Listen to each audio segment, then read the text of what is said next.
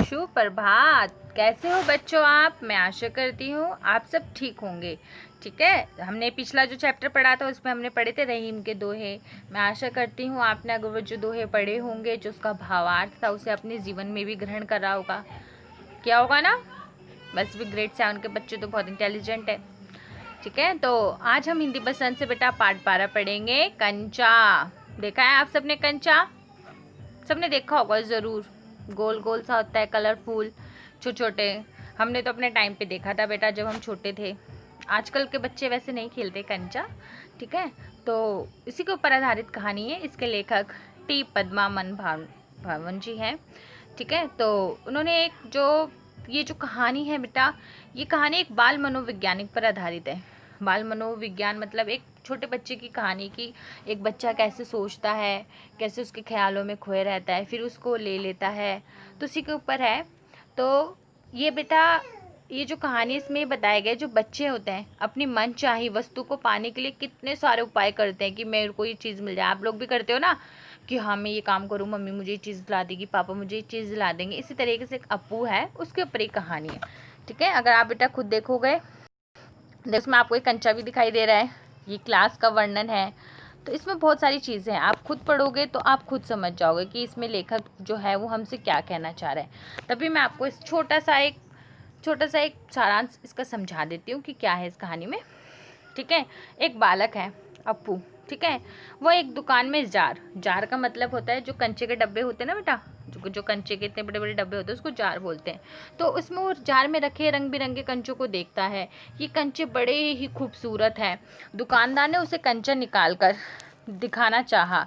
ठीक है, लेकिन क्या हुआ, स्कूल की घंटी बज जाती है और वो भाग चलता है, क्योंकि अप्पू कहाँ जा रहा होता है, अपने घर से स्कूल जा रहा होता है। तो उसको एक दुकान में क्या दिखता है, एक बड़े से कांच के डब्बे में छोटे छोटे कलरफुल से कंचे दिखाई देते हैं। तो दुकानदार उसे कंचे देखता है कि तुम ये देख लो, है ना। वो उस कंचे को देखता है, वैसे उसकी घंटी की आवाज़ आ जाती है, वो तुरंत स्कूल जाता है। लेकिन जब वो स्कूल जाता है तो वो लेट पहुंचता है स्कूल। तो क्लास में आपको पता है ना, जो बच्चा लेट आता है वो कहाँ बैठता है? सबसे पीछे। तो वो भी सबसे पीछे बैठता है और उसको सारा ध्यान उसी ख्याल में खोया रहता है। कहाँ पे? कंचे के बारे में वो दिन भर सोचता रहता है ना।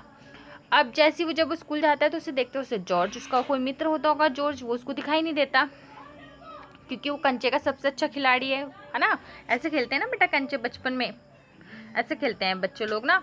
तो उसको सबसे अच्छा उसमें खिलाड़ी है, उसको दिखता नहीं है। स्कूल मास्टर जी तरह तरह के सवाल पूछते हैं। स्कूल मास्टर जी क्या करते हैं, स्कूल मास्टर जी एक रेलगाड़ी का एक चैप्टर पढ़ाते हैं, लेकिन उसका ध्यान ही नहीं होता। उसका तो सारा ध्यान कहाँ है, उन कंचों में खोया हुआ है।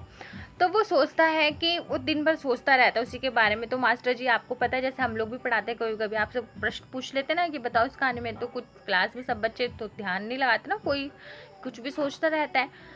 तो इसी तरीके से वो उससे पूछता है और वो उसको बता नहीं पाता है। ठीक है, अब वो कंचों के बारे में ही खोया रहता है।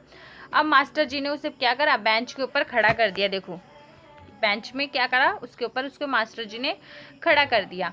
मास्टर जी के कहने पर उसे याद आया कि उसने अभी फीस भी जमा करानी है। अब उसे याद आया कि उसे क्या करानी है, फीस जमा भी करानी है, पर वह जमा नहीं करा सका। उसकी जेब में 1 रुपये 50 पैसे थे, मतलब 1.5 रुपये थे।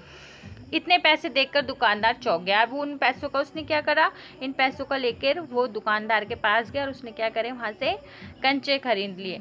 और क्या हो गया, कंचे खरीद लिए। लेकिन जब वो एक दिन रास्ते से, जब वो उसी टाइम रास्ते से घर आ रहा था, तो उसके कंचे गिर जाते हैं बीच सड़क में। तो उस कंचों को उठाने लग जाता है, जिससे कि उसका एक्सीडेंट होने से भी बच जाता है।